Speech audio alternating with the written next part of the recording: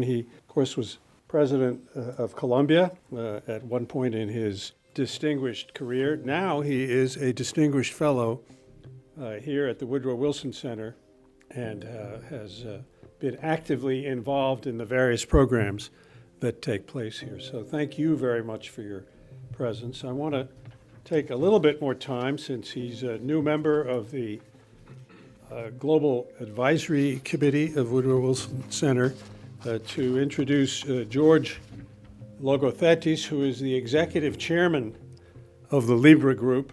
You've traveled around the world, you have all these values, you're looking always at investment opportunities, philanthropic opportunities. What are the geopolitical challenges of today that keep you awake at night?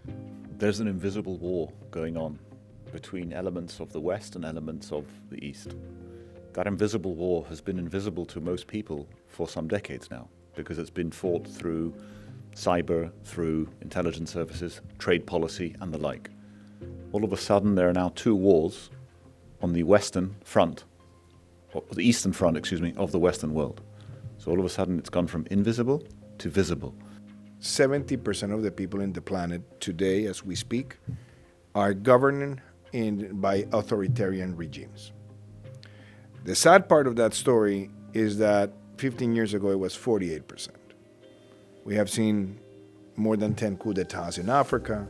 We have seen democracies turn into dictocracies and then into dictatorships. And many people take democracy for granted. You have joined now the Woodrow Wilson Center Global Advisory Council. Mm-hmm. You're here, you're going to work with this amazing platform to defend values and principles. My last question, when you think about Woodrow Wilson, what comes to your mind? He defended the West and won the war, and a very difficult decision to take. To issue order to send young men from all over this country to defend democracy and the freedoms of the West